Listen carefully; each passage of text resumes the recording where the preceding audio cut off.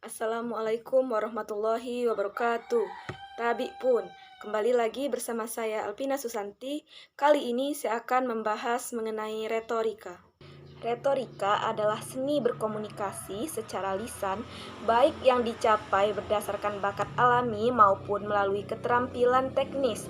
Retorika berupa seni persuasi, suatu uraian yang harus singkat, jelas, dan meyakinkan dengan keindahan bahasa yang disusun untuk hal-hal yang bersifat memperbaiki, memerintah, mendorong, dan mempertahankan. Sejarah perkembangan retorika pada zaman Romawi. Orang-orang Romawi selama 200 tahun setelah The Arte Retorika tidak menambahkan apa-apa yang berarti bagi perkembangan retorika. Dalam buku Ad Herennium yang dituliskan dalam bahasa Latin, kira-kira 100 sebelum Masehi hanya mensistematisasikan dengan cara Romawi warisan retorika gaya Yunani. Orang-orang Romawi bahkan hanya mengambil segi-segi praktisnya saja. Walaupun begitu, Kekaisaran Romawi bukan saja subur dengan sekolah-sekolah retorika, tetapi juga kaya dengan orator-orator ulung seperti Antonius, Crassus, Rufus, Hortensius yang disebut terakhir terkenal begitu piawai dalam berpidato sehingga para artis berusaha mempelajari gerakan dan cara penyampaiannya. Yang kedua yaitu sejarah retorika pada zaman abad pertengahan. Pada zaman abad pertengahan sering juga disebut abad kegelapan karena ketika agama Kristen berkuasa, retorika dianggap sebagai kesenian jahiliyah. Banyak orang Kristen yang melarang mempelajari retorika yang dirumuskan oleh orang-orang Yunani dan Romawi. Para penyembah berhala, bila orang memeluk agama Kristen, secara otomatis ia akan memiliki kemampuan untuk menyampaikan kebenaran. Agustinus yang telah mempelajari retorika sebelum masuk Kristen tahun 386 adalah kekecualian pada zaman itu. Selanjutnya yaitu sejarah retorika pada zaman modern. Aliran pertama retorika pada masa modern yang menekankan proses psikologis dikenal dengan aliran epistemologis. Epistemologi membahas teori pengetahuan, asal-usul, sifat, metode, dan batas-batas pengetahuan manusia. Para pemikir epistemologis berusaha mengkaji retorika klasik sorotan perkembangan psikologi kognitif, yakni yang membahas proses mental. Aliran retorika yang kedua dikenal dengan gerakan belles lettres atau tulisan yang indah. Retorika belletris sangat mengutamakan keindahan bahasa, segi-segi estetis, pesan, kadang-kadang dengan mengabaikan segi informatifnya. Aliran pertama dan kedua terutama memusatkan perhatian mereka pada persiapan pidato, pada penyusunan pesan, dan penggunaan bahasa. Aliran ketiga disebut dengan gerakan elokusionis, justru menekankan teknik penyampaian pidato. Pada abad ke-20, retorika mengambil manfaat dari perkembangan ilmu pengetahuan modern, khususnya ilmu-ilmu perilaku seperti psikologi dan sosiologi. Istilah retorika pun digeser oleh speech communication atau oral communication atau public speaking.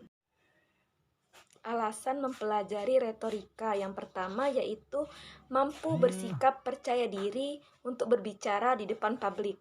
Yang kedua yaitu mampu menguasai teori retorika dan teknik berbicara di depan publik. Kemudian selanjutnya yang ketiga, memiliki kemampuan tampil berbicara di depan publik sebagai pembicara, orator, MC, dan berbagai jenis komunikasi publik melalui mimbar pada umumnya. Keempat yaitu tampil menyampaikan pesan-pesan keagamaan atau dakwah melalui mimbar baik dalam bentuk pidato, kultum, ceramah maupun khutbah dengan seni berbicara yang baik dan mudah untuk diterima pendengar.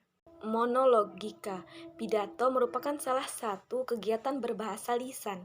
Pidato adalah salah satu Kegiatan berbicara yang bertujuan untuk menyampaikan suatu pesan atau informasi pada orang lain secara resmi yang sifatnya satu arah.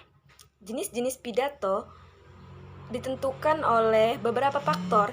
Yang pertama yaitu situasi, kedua tempat, tujuan, dan isi pembicaraan. Jenis pidato yang pertama yaitu bidang politik. Dalam dunia politik, sering diucapkan pidato yang bertujuan politis. Pendengar pidato politis pada umumnya adalah masa rakyat dengan tujuan mempengaruhi. Contohnya yaitu pidato kenegaraan. Yang kedua yaitu kesempatan khusus. Pertemuan tidak resmi di mana orang harus membawakan pidato, suasana peserta sudah saling mengenal. Contohnya yaitu pidato ucapan selamat datang. Ketiga yaitu kesempatan resmi. Diselenggarakan berbagai pertemuan karena alasan-alasan resmi. Contohnya yaitu pidato pelantikan. Yang terakhir yaitu pertemuan informatif, yaitu dengan maksud untuk memberi dan membagi informasi atau untuk membahas suatu masalah secara ilmiah. Berikutnya yaitu ciri-ciri pidato yang baik. Ciri-ciri pidato yang baik yang pertama yaitu memiliki nilai saklik, yaitu adanya unsur objektivitas dan mengandung kebenaran.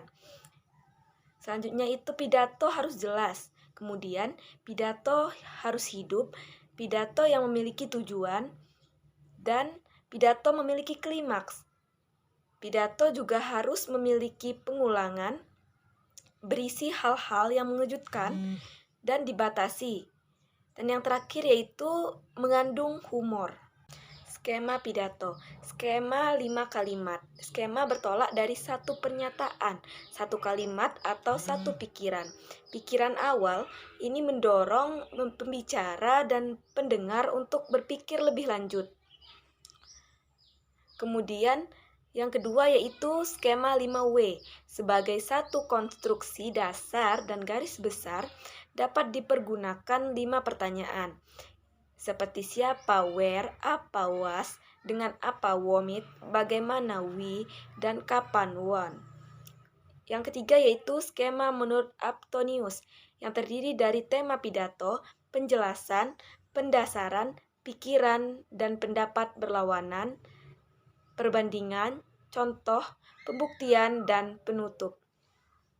Selanjutnya yaitu skema 3 bagian, yang terdiri dari pendahuluan, bagian utama atau isi pidato, dan yang terakhir yaitu bagian penutup.